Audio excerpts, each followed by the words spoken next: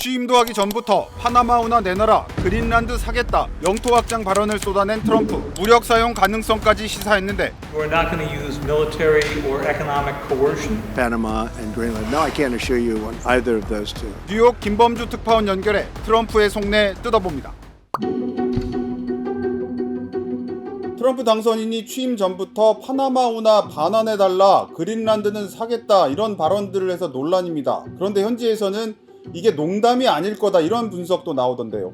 네, 트럼프 당선인 말을 놓고 여기서도 말이 많습니다. 농담이 아닌 것 같다, 혹은 또 약간의 허풍 아니냐, 이런 얘기가 여기서도 왔다 갔다 하고 있습니다만, 근데 우리가 한 가지 좀 생각을 해봐야 될 점이, 트럼프 당선인이 하는 얘기들이 실제로 현실이 된 경우들이 적지 않습니다. 예를 들자면 1기 때 그 중국에 관세 매기겠다 처음에 얘기 나왔을 때 또 많은 사람들이 어떻게 중국에 관세를 매기냐 이렇게 얘기를 했었는데 실제로 실행에 들어갔죠. 그리고 그게 바이든 대통령 임기 내내 또 유지가 됐고요. 그러니까 생각을 해보면 트럼프 당선인의 말을 너무 좀 가볍게 여겨서는 안 될 것 같다. We're being ripped off at the Panama Canal like we're being ripped off everywhere else. A secure, he just said take it back. And it's a good idea. 파나마 운하는 반환을 해달라는 거잖아요. 반환 돌려달라는 얘기입니까? 네, 파나마 운하 같은 경우에 우리나라랑 상당히 멀기 때문에 사실은 좀 생소하신 분들도 있을 건데요. 이게 나온 맥락을 보자면 지도를 좀 잘 보시면 힌트를 얻으실 수 있습니다. 무슨 얘기냐면 이 대서양과 태평양을 오가려면, 미국의 특히 항공모함이라든가 큰 배들이 오가려면 이게 없다면 아르헨티나 남쪽까지 내려가서 올라와야 되거든요. 그런데 이게 있기 때문에 대서양과 태평양을 맘대로 오갈 수가 있는, 물론 상선도 마찬가지고 미국의 입장에서는 상당히 목숨과도 같은 그런 곳이다 이렇게 말씀을 드릴 수 있겠습니다. 그래서 이 파나마 운하를 뚫은 것 자체가 미국입니다. 원래는 프랑스 쪽에서 시도를 했었는데 실패를 하고 미국이 들어와서 1914년에 완공을 했죠. 그리고 미국이 계속 그걸 차지를 하고 있다가 1970년대에 들어서 카터 대통령이 당시에 파나마에 돌려주겠다라는 조약을 맺습니다. 파나마 안에서는 불만이 많았죠. 미국이 계속 가지고 미국이 활용을 하니까 우리가 되찾아와야 된다. 심지어 나중에 밝혀지기로는 미국이 그렇게 돌려주겠다는 약속을 하지 않으면 그냥 폭파시켜서 없애버리자, 이런 실제 구상까지 있었던 걸로 그렇게 전해지고 있습니다. 그리고 1999년에 파나마로 돌아갔거든요. 그리고 이제 25년이 지났는데 그만큼 미국의 패권을 장악하는데 상당히 중요한 길목이고, 그리고 또 우리나라에서 미국 동부의 해안으로 물건을 판다고 할 때 꼭 지나가야 되는 그런 곳입니다. 아시아에서 미국 동부 해안으로 가는 물동량의 3분의 2가 이곳을 지난단 말이죠. 그러니까 미국 입장에서는 상당히 중요한 곳이기 때문에 그만큼 남한테 맡겨두기가 어렵다, 좀 눈독을 들일 수 있는 그런 지역이라고 보시면 되겠습니다. 그린란드는 덴마크령인데 트럼프 대통령 당선인이 사겠다, 가능한 건가요? 할 리가 없죠. 그리고 이제 그린란드가 방금 말씀드린 덴마크 땅이지만은 덴마크에 상당히 많은 자치권을 받고 있는 곳이기도 합니다. 그런데 이 미국이 그린란드에 눈독을 들인 거는 굉장히 역사가 깁니다. 1860년대부터, 그러니까 알래스카를 러시아에서 사들일 때부터도 이미 눈독을 들이고 있었고, 트럼프 대통령 1기 때도 제안을 했었습니다. A lot of things could be done. It's hurting Denmark very badly because they're losing almost $700 million a year carrying it. 미국을 밑에 놓고 보면 이 그린란드는 미국의 머리 위에 있다. 그래서 1940년대 이때까지 그린란드를 좀 많이 미국이 갖고 싶어 했던 이유는 그만큼 내 머리 위에 있는 예민한 곳이기 때문에, 그곳을 혹시 소련이 점령한다거나 다른 적대 국가가 차지했을 경우에 굉장히 좀 불안하다, 이런 부분 때문에 점령을 하려고 했던 부분이 크고요. 트럼프 시대에 들어와서는 조금은 셈법이 바뀌었습니다. 지금 북극 항로라는 게 굉장히 좀 주목받고 있거든요. 부산에 출발해서 유럽까지 만약에 배를 보낼 경우에 이 북극을 통해서 움직이면 기존 항로보다 한 25% 정도 거리와 시간이 줄어듭니다. 그만큼 모두가 눈독을 들이는 곳인데, 이것도 지도를 가만히 보자면 러시아 쪽으로 붙어오는 북극 항로, 그러니까 유럽과 아시아를 직접 잇는 북극 항로는 러시아의 손에 들어가 있습니다. 그리고 반대편 이제 미국 쪽으로 붙어오는 쪽은 미국의 주도권이 있습니다만, 만약에 그린란드가 다른 쪽의 영향권에 들어간다고 하면 이 길도 상당히 막힐 수가 있는 거죠. 그리고 이미 2달 전에 중국하고 러시아가 이 북극 항로를 함께 적극 개발해보자라는 얘기가 나온 상황입니다. 미국의 입장에서는 이 내 머리 위로 지나가는 길을 내가 컨트롤을 좀 해야 되겠다는 생각을 일단 할 수가 있고요. 또 두 번째 그린란드가 중요해진 이유 중에 하나가 지구온난화 문제가 있습니다. 무슨 얘기냐면 그린란드가 얼음에 덮여 있는 땅이잖아요. 그런데 1년에 우리나라 경기도와 강원도를 합친 정도의 면적이 녹아내리고 있습니다.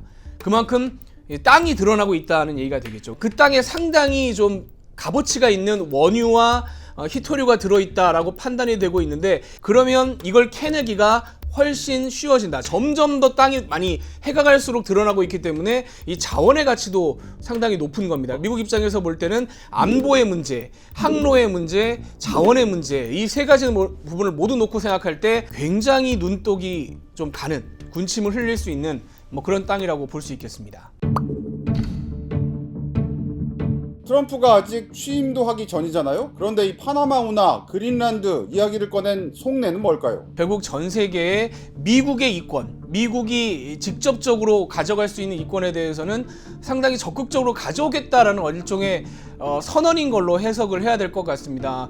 또 한 가지 좀 섬뜩하다면 섬뜩한 부분인데, 트럼프 대통령 당선인이 대통령을 내려놓고 야인의 시절에 이제 러시아가 우크라이나를 쳐들어갔었는데, 이때 트럼프 당선인이 푸틴 대통령한테 굉장히 천재적이라는 칭찬을 여러 번 했습니다. 그러니까 미국 언론이 뭐라고 표현을 하냐면, 남의 나라 영토 주권에 대해서 크게 개의치 않는다는 뜻을 이미 밝힌 바가 있다, 이렇게 해석을 하고 있거든요. 그런 점에서는 그린란드를 실제로 점령하거나 할 수 있는 길은 현재로서는 없다고 여겨집니다만은, 미국과 직접 맞닿아 있는 이익을 우리가 갖고 있는 힘으로 가져오겠다라고 하는 데 있어서는 상당히 좀 뭔가 머릿속으로 구상이 있는 것 같다. 이게 냉전 시대 때까지만 해도 미국이 상당히 좀 적극적으로, 특히 중남미나 이런 지역에 대해서는 실제로 군대도 파견하면서 적극적인 힘을 과시한 적이 있는데, 트럼프 당선인 주변에 있는 사람들의 발언들을 보자면 냉전 이후에 미국이 이제 일극 체제가 돼서 좀 점잖게 세계를 경영했던 것이지, 옛날에 우리가 그렇게 했던 거 잊었냐, 그게 왜 안 된다고 생각하냐라는 발언을 하는 경우들이 있거든요.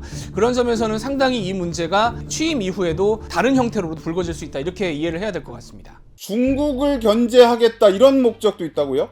그렇습니다. 뭐 파나마 운하 같은 경우도 이번에 크리스마스 때 트럼프 당선인이 SNS에 파나마 운하를 지키고 열심히 지키고 있는 중국 군인들도 메리 크리스마스다 뭐 이런 글을 올렸었죠. 그러니까 원래 처음에 트럼프 당선인이 파나마 운하 얘기할 때는 운항료가 지나갈 때 받는 수수료가 비싸다는 부분을 거론했습니다만은 본심을 사실 SNS에 드러낸 셈입니다. 이게 파나마 운하 양쪽 끝에 있는 주요 5개 항구 중에 2개를 홍콩 회사가 지금 운영을 하고 있는데, 이 부분부터 시작해서 또 파나마에 상당히 중국이 투자를 많이 하고 있습니다. 파나마도 최근 몇 년 사이에 상당히 중국에 호의적이고요. 원래는 타이완과 좀 외교적 관계가 있었는데 이걸 끊어버리고 중국하고 손을 잡기도 했거든요. 미국의 입장에서, 그러니까 트럼프 당선인의 입장에서는 맡겨놓고 있다라는 생각을 하고 있는 것 같은데, 그걸 저렇게 맡아 가지고 있는 쪽이 중국과 자꾸 접근을 한다. 특히 미국의 입장에서는 중남미는 미국의 영역이라고 생각하기 때문에 이 다른 지역, 유럽이나 아시아에 대했던 것과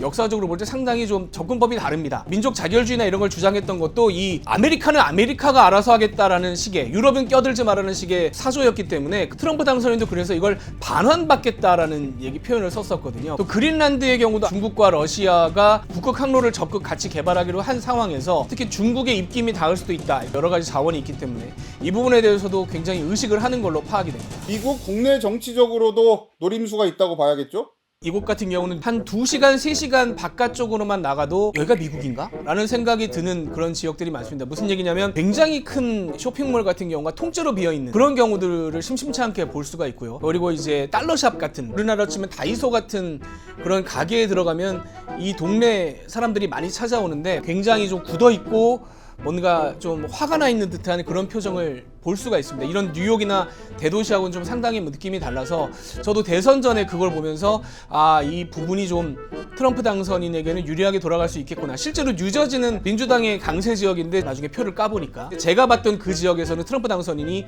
이겼단 말이죠. 그런 점에서 생각해 볼 때 상당히 많은 외곽에 있는 트럼프 당선인을 지지했던 많은 사람들의 입장에서는 미국이 정말 위대한 게 맞나? 라는 의심을 하고 있는 상황이긴 합니다. 그래서 트럼프 당선인 입장에서 미국을 다시 위대하게 라는 얘기를 부르짖었고, 그 부분이 예를 들면 우크라이나 전쟁은 미국과 직접적인 연결이 없다고 보고 빨리 정리를 하는 게 우리에게 이득이지만, 파나마나 그린란드는 우리에게 이득이 되는 부분이기 때문에 뭔가 해보겠다라는 메시지를 이 자기 지지층에게 전달하는 것이 트럼프 당선인의 입장에서는 상당히 필요한 상황이다, 이렇게 이해를 할 수 있겠습니다.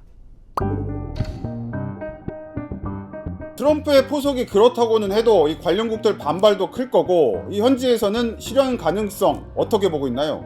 미국 언론들도 가능성 없다고 딱 잘라서 얘기를 하고 있습니다. 파나마 같은 경우는 1980년대에 직접 침공을 한 적이 있습니다. 미군이 그러니까 노리에가라는 독재자를 처리하기 위해서라는 명분을 내걸고 들어가긴 했습니다만 어쨌든 미군이 침공을 했던 경험이 있는데 그 이후에 파나마는 중립국이 됐습니다. 이제 군대도 해체를 한 상태이기 때문에 사실은 파나마를 쳐들어간다는 것은 군사적인 행동을 한다는 건 지금 명분이 없는 상황이고요. 그린란드도 역시 마찬가지로 군사적으로 행동할 가능성은 제로에 수렴한다. 그러면 돈을 주고 산다거나 이런 가능성은 상당히 희박하다라고 볼 수는 있습니다. 그런데 이제 트럼프 당선인이 자기가 원하는 건 결과적으로 그린란드와 파나마 운하를 미국의 영향권 안에 계속 두겠다라는 점이라면 그 부분에 대해서는 다른 시도를 계속 할 수 있지 않겠느냐. 예를 들자면 최근에 캐나다도 문제가 됐죠. 캐나다 같은 경우도 미국의 51번째 주가 되라고 얘기를 하고 캐나다 총리를 주지사라고 부르고 있습니다. 지금 트럼프 당선인은 거의 밑에 깔겠다라는 의도로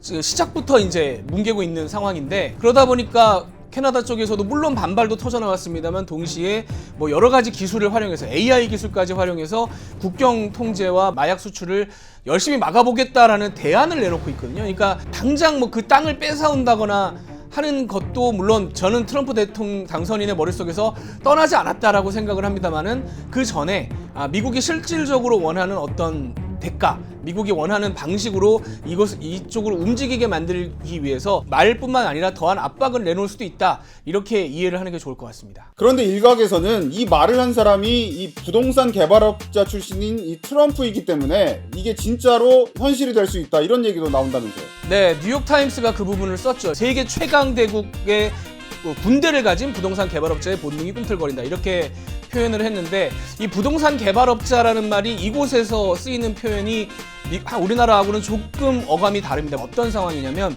여기 규제가 굉장히 까다롭습니다. 굉장히 다양하게 많아요.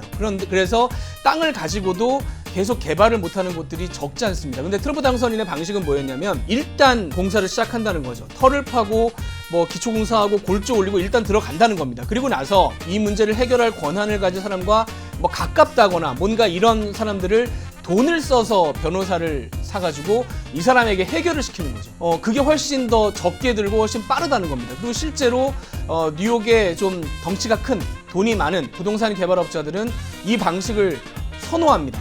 만약에 한국에서 이런 일이 벌어졌다면 저희가 아마 맨날 기사를 쓸 텐데 돈으로 문제를 해결하는 경우가 굉장히 흔하고 거기에 대해서는 문제 제기를 하지 않습니다. 돈에 굉장히 관대한 나라이기 때문에 와서도 놀란 부분이 많거든요. 근데 이런 방식으로 트럼프 당선인이 사업을 키워온 입장에서 볼 때는 세계 최고 군대까지 가지고 있고 일단 뭔가를 해놓고 나중에 수습하는 것이 이 미국식 부동산 개발업자의 본능이라고 본다면 뉴욕타임스가 하필 그 표현을 쓴 것에 대해서는 한번 좀 곱씹어볼 필요가 있다. 뭔가 자신이 원하는 것을 갖기 위해서는 우리의 상식을 벗어나는 행동을 할 가능성에 대해서 항상 염두에 두고 있어야 한다. 이렇게 읽어야 될 것 같습니다. 파나마우나 그린란드, 우리나라와는 좀 멀리 떨어져 있긴 하지만 그래도 우리나라에도 이 미칠 수 있는 영향도 적지 않겠죠. 트럼프 당선인이 한국과 관련해서 지금 당선 이후에 한 얘기가 딱 한 가지 있습니다. 한국의 조선업에 대해서 얘기를 한 적이 있죠. 그런데 그 부분에서 한국에서는 우리 조선업을 높게 평가했다. 이렇게 얘기들을 하고 있는데 미국에서는 트럼프 당선인에 대해서 뭐라고 얘기를 하냐면 모든 물건을 제값을 주고 산 적이 없다라는 표현을 씁니다. 그러니까 한마디로 사업가 기질이 다분한 사람이기 때문에 만약에 저 물건을 예를 들자면 100원짜리 물건을 100원을 주고 살 것 같으면 굳이 그렇게 처음에 띄워줄 필요가 있겠는가라는 생각이, 우리가 의심하다시피 방위비 협상 같은 걸 높여달라, 한국도 이제 GDP의 한 4% 이상까지도 군비를 써야 된다 이런 식의 주장을 혹시 할 수도 있는데 그런 상황이 발생할 때 예를 들면 미국의 배를 우리가 보낼 테니 그 방위비 우리한테 안 주고 당신들이 그냥 조선소에서 우리 배 고쳐주면 어떻겠느냐라는 식의 이상한 제안을 듣기에 따라서 황당한, 어떤 경우에는 좀 신기한 그런 제안을 할 가능성이 저는 높아 보입니다. 그럴 때 과연 우리가 지금 현재 상황에서 지금 현재 특히 정치적으로나 정책적으로 결정할 수 있는 그런 체계가 많이 무너진 상황에서 과연 우리가 어떤 대응을 내놓을 수 있을 것인가에 대해서 미국에서 볼 때 상당히 걱정이 됩니다. 이 부분을 좀 가다듬고 준비를 해야 될 필요가 있지 않나 이런 생각이 듭니다.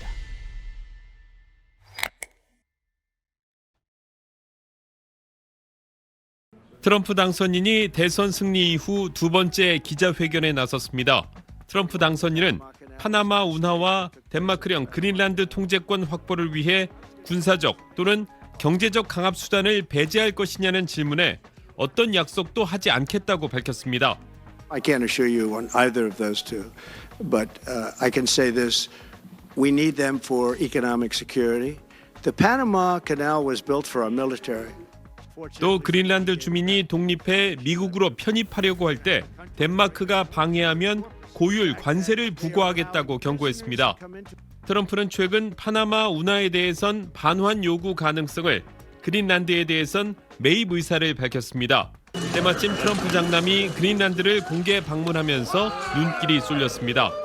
No, we're not meeting any politicians here, so that's not on the schedule. We're just here as tourists, looking at it, seeing everything. 같은 날 덴마크의 프레데릭센 총리는 그린란드는 판매 대상이 아니라며 불편한 심기를 드러내기도 했습니다.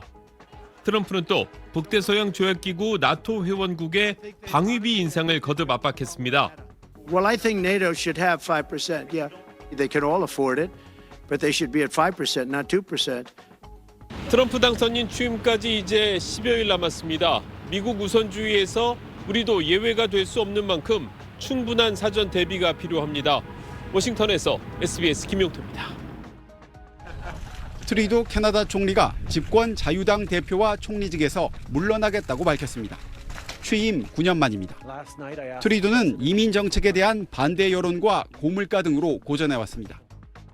I intend to resign as party leader, as prime minister, after the party selects its next leader. 캐나다산 제품에 25% 관세를 부과하겠다는 트럼프 미 대통령 당선인의 선언이 결정타였습니다. 플로리다로 날아가 트럼프와 만났지만 미국의 51번째 주가 되라.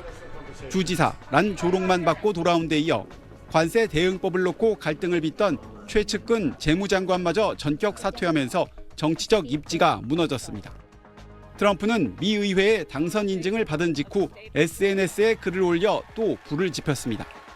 캐나다가 미국과 합병하면 관세는 사라지고 세금은 대폭 인하될 것이라며 많은 캐나다 사람들이 미국의 51번째 주가 되는 걸 매우 좋아한다고 주장했습니다.